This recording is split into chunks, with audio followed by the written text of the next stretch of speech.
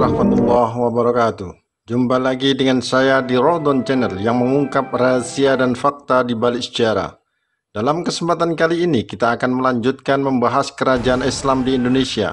Topik kali ini tidak kalah menariknya karena dengan materi ini kita akan tahu kelanjutan dari kerajaan Islam lainnya, mulai kerajaan Islam Mataram, Cirebon hingga kerajaan Goa Talo di Sulawesi.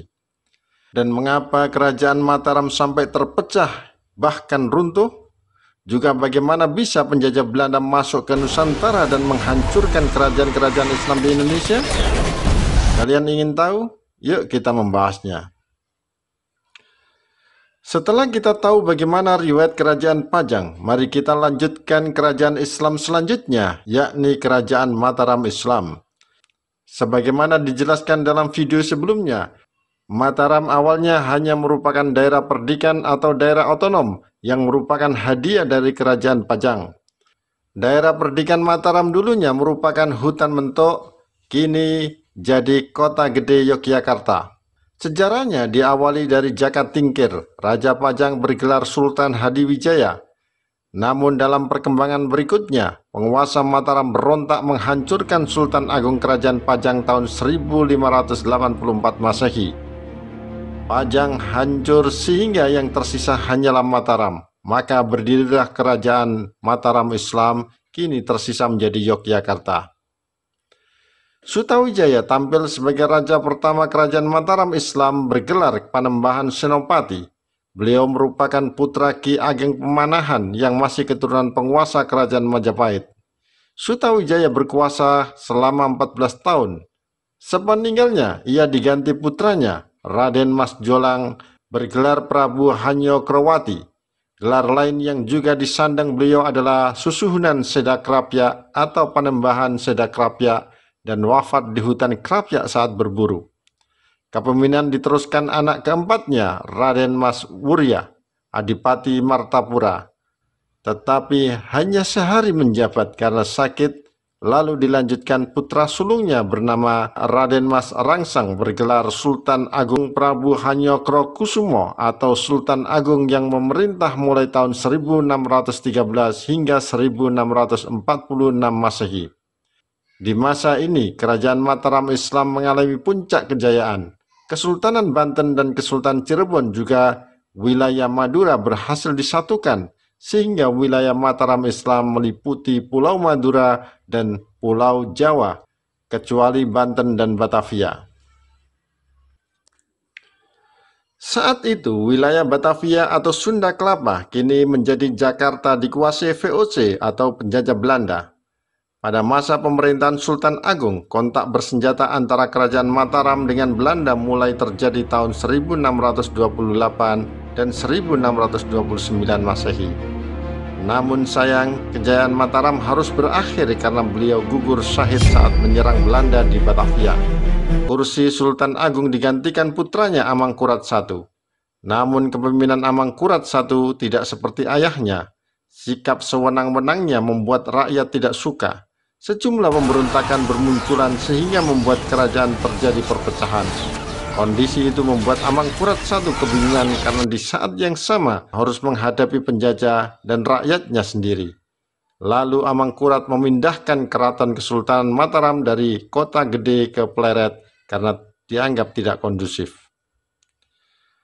Tak hanya itu, ia juga tidak lagi memakai gelar sultan tetapi mengganti dengan gelar sunan. Namun begitu, sikap sewenang-wenangnya membuat rakyat tidak suka. Rakyat pun bersatu melawan di bawah pimpinan Pangeran Trunojoyo dari Madura. Amangkurat I lari mengungsi melewati daerah Tegal Arun sehingga dijuluki Sunan Tegal Arum. Tapi terus diserang. Amangkurat I tidak punya pilihan, lalu meminta bantuan VOC atau penjajah Belanda. Meski begitu, Amangkurat I akhirnya wafat dalam serangan tanggal 13 Juli 1677 Masehi. Sebelum meninggal, Amangkurat I menunjuk putra mahkota Raden Mas Rahmat sebagai penggantinya. Putra mahkota meminta bantuan penjajah Belanda untuk menghancurkan pasukan Trunojoyo. Belanda bersedia membantu dengan syarat wilayah pesisir utara menjadi jajahan Belanda.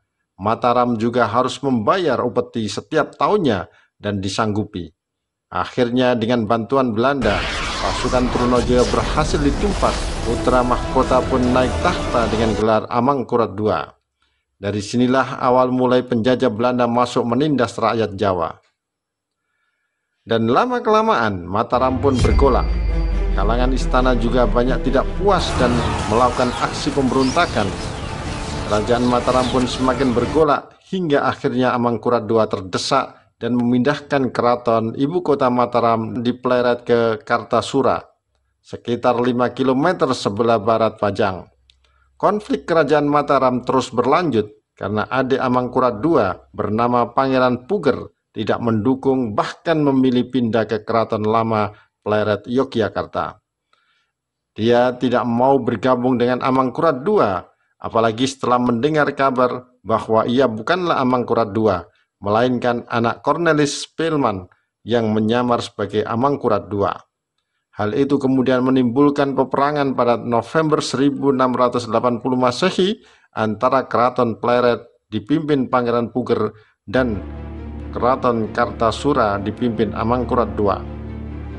Perang itu dikenal dengan Perang Mataram dan Pleret. Akhirnya pada November 1681 perang berakhir setelah Pangeran Puger menyerah dan mengakui Amangkurat II sebagai Raja Mataram. Dan anehnya, di akhir kekuasaannya, Amangkurat II berani menentang penjajah Belanda karena akhirnya merasa dirugikan atas kedatangan penjajah Belanda yang awalnya menjadi sekutunya. Sepeninggal Amangkurat II, posisi digantikan putranya, Amangkurat III. Tetapi penjajah tidak suka pada Amangkurat III karena menentang VOC. Kondisi itu dimanfaatkan Pangeran Puger, pamannya yang sebelumnya terlibat konflik dengan ayahnya, Amangkurat II. Pangeran Puger melawan Amangkurat III dengan meminta bantuan pada VOC. Maka VOC mengangkat Pangeran Puger sebagai Raja Mataram dengan gelar Pakubuwono I. Akibatnya kerajaan Mataram punya dua raja. Disinilah benih-benih perpecahan kerajaan Mataram Islam semakin dalam akibat ulah penjajah Belanda dengan siasat adu domba. Amangkurat III pun melawan, namun Pakubuwono I dibantu VOC akhirnya berhasil merebut ibu kota Mataram, Kartasura pada tanggal 17 September 1705 Masehi. Amangkurat III bersama pasukannya melarikan diri dan tertangkap di Surabaya, lalu ditahan VOC di Batavia sebelum akhirnya dijebloskan ke penjara di Sri Lanka hingga meninggal dunia. Pakubuwono I pun tampil sebagai Raja Mataram. Setelah memerintah 15 tahun, Pakubuwono I wafat di Kartasura pada tanggal 22 Februari 1719. Posisinya digantikan putranya, Raden Mas Surya Putra. Namun ia tidak mengambil gelar Pakubuwono sebagaimana ayahnya, tetapi bergelar Amangkurat IV meneruskan gelar saudara sepupunya, yakni Amangkurat III. Namun begitu kepemimpinan Amangkurat IV tetap dilanda gejolak. Banyak keluarga keraton menentang penobatan Amangkurat IV sebagai Raja Mataram. Tiga saudaranya, yakni Pangeran Purbaya, Pangeran Balitar, dan Arya Dipanegara, memilih memisahkan diri melakukan aksi pemberontakan. Begitu juga pamannya, Pangeran Arya Mataram juga melakukan hal yang sama. Pangeran Balitar mencoba mendirikan kembali bekas istana Sultan Agung yang diberi nama Kartasekar dan mengukuhkan diri sebagai Sultan Ibnu Mustafa Pakubuwono. Disusul Arya Dipanegara mengukuhkan diri bergelar Panembahan Heru Cakra, beristana di Madiun. Sementara itu, Arya Mataram memilih mengungsi dari Kartasura menuju pesisir utara. Namun tahun 1723 Masehi, pemberontakan berhasil dihentikan setelah para pemberontak tertangkap. Pangeran Purbaya dibuang ke Batavia, Arya Dipanegara dibuang ke Tanjung Harapan, sedangkan Panji Surengrana, adik Jaya Puspita, dibuang ke Sri Lanka. Namun tak lama, Amangkurat IV kembali terlibat konflik dengan Bupati Madura Cakraningrat IV yang lebih ingin bersekutu dengan VOC. Namun hubungan keduanya membaik setelah kedua anaknya menikah dan menjadi besan. Pada bulan Maret 1726 Masehi, Amangkurat IV jatuh sakit akibat diracun hingga meninggal dunia pada tanggal 20 April 1726 Masehi. Posisinya digantikan putranya, Raden Mas Prabasuyasa, yang kala itu masih berusia 15 tahun menjadi Raja Mataram berikutnya bergelar Pakubuwono II. Di masa pemerintahan Pakubuwono II, terjadi kerusuhan yang diakibatkan pemberontakan etnis Tionghoa dari Batavia terhadap Belanda atau yang dikenal sebagai peristiwa Geger Pecinan. Pada awalnya, Pakubuwono II berpihak kepada pemberontak Tionghoa karena hubungannya dengan Belanda tidak lagi baik. Akan tetapi kegagalan penaklukan Semarang pada awal tahun 1742 menyebabkan Pakubuwono II berubah sikap dan bersekutu kembali dengan Belanda. Hal ini membuat etnis Tionghoa dan masyarakat Mataram merasa kecewa. Mereka lantas mengangkat Mas Garendi atau Sunan Kuning, cucu Amangkurat III, sebagai Raja Mataram pengganti Pakubuwono II secara sepihak. Mas Garendi bergelar Amangkurat V, lalu menyerbu Keraton Kartasura dan berhasil menguasainya pada tanggal 30 Juni 1742. Akibatnya, Pakubuwono II bersama keluarganya terpaksa melarikan diri ke Ponorogo didampingi Kapten Johan Andreas van Hugendorf. Setelah pemberontakan dapat dikendalikan Belanda dan Amangkurat V dilengsarkan, Pakubuwono II kembali ke Kartasura pada bulan November 1742. Namun pemberontakan Amangkurat V telah menyebabkan istana Mataram di Kartasura rusak parah. Karena itu Pakubuwono II memindah istananya ke desa Solo. Istana baru yang kemudian dikenal sebagai Keraton Surakarta itu dibangun tahun 1744 dan mulai ditempati pada tahun 1746. Namun, periode pemerintahan Pakubuwono II tidak dapat berjalan mulus karena selalu dibayangi tekanan dari penjajah Belanda, apalagi diperparah dengan intrik di kalangan bangsawan Mataram sendiri yang terus terjadi. Karena terus didera berbagai persoalan internal dan eksternal, kondisi kesehatan Pakubuwono II semakin melemah. Pada tanggal 11 Desember 1749, Pakubuwono II akhirnya menandatangani perjanjian dengan Belanda, yang oleh para sejarawan disebut sebagai titik awal hilangnya kedaulatan Mataram. Terbukti sejak adanya perjanjian ini, hanya Belanda yang berhak melantik raja-raja di Kasunanan Surakarta. Pakubuwono II wafat pada tanggal 20 Desember 1749. Kesempatan itu dimanfaatkan adik Pakubuwono II, Pangeran Mangkubumi, yang sejak awal ingin merebut kekuasaan dengan mendeklarasikan diri sebagai Raja Mataram, bekerja sama dengan Raden Mas Said atau Pangeran Sambernyawa, cucu Amangkurat V dari Arya Mangkunegara. Namun ternyata penjajah Belanda yang saat itu telah ikut campur dalam pemerintahan Mataram Islam tidak mengakui Pangeran Mangkubumi sebagai raja. Pihak penjajah Belanda justru mengangkat Raden Mas Suyardi, putra Pakubuwono II, sebagai raja baru bergelar Pakubuwono III. Alhasil, Raden Mas Said dan Pangeran Mangkubumi yang tidak setuju dengan keputusan tersebut akhirnya melawan, menyerang penjajah Belanda dan Pakubuwono III.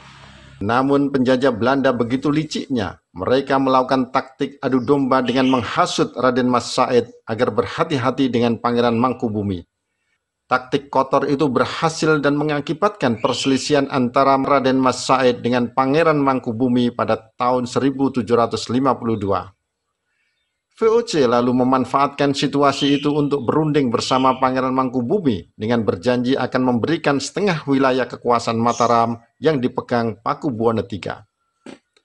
Pada tanggal 22 sampai 23 September 1754, penjajah Belanda mengundang Pakubuwono III dan Pangeran Mangkubumi untuk berunding bersama membahas mengenai pembagian wilayah kekuasaan Mataram. Perundingan tersebut akhirnya mencapai kesepakatan dengan ditandatangannya Perjanjian Giyanti pada tanggal 13 Februari 1755 yang membagi kerajaan Mataram Islam menjadi dua wilayah dengan dua raja yang memiliki gelar berbeda. Pangeran Mangkubumi dinobatkan sebagai Raja Kasultanan Ngayogyakarta Hadiningrat dengan gelar Sri Sultan Hamengkubuwono I.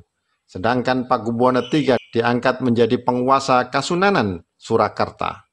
Dengan begitu, sejak itu kerajaan Islam Mataram benar-benar pecah akibat politik adu domba penjajah untuk memecah kekuatan umat Islam. Tentu ini menjadi pelajaran berharga bagi generasi muslim betapa bahayanya adu domba itu yang ujung-ujungnya umat Islam hancur dan menjadi bahan empuk jajahan. Hingga negeri ini dijajah ratusan tahun lamanya. Bila tidak ingin dijajah lagi, jangan mudah diadu domba. Kasihan anak cucu kita nanti yang harus mewarisi kehancuran akibat ulah kita yang hanya karena nafsu ingin mendapatkan 1-2 sen dolar. Tetapi masa depan anak cucu kita hancur. Apa itu tidak dolim namanya? Perjanjian Giyanti ternyata juga masih belum menyelesaikan masalah karena penjajah terus memainkan siasat adu domba untuk terus memperlemah umat Islam.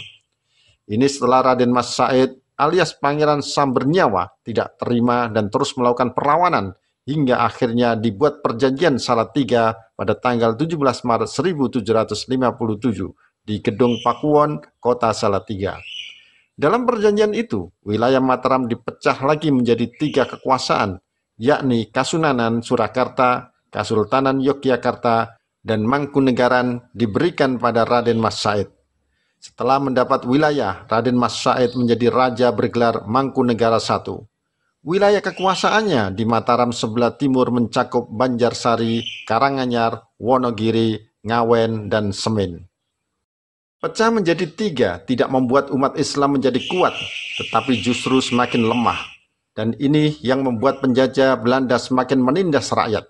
Umat Islam yang sudah tercerai berahi tidak bisa berbuat apa-apa, hanya pasrah pada nasib. Di tengah penindasan itu, pihak keraton pun akhirnya bergolak melakukan perlawanan. Salah satunya dilakukan putra Sri Sultan Hamengkubuwono bernama Pangeran Diponegoro, karena sudah tidak tahan lagi hingga melahirkan Perang Jawa atau Perang Diponegoro.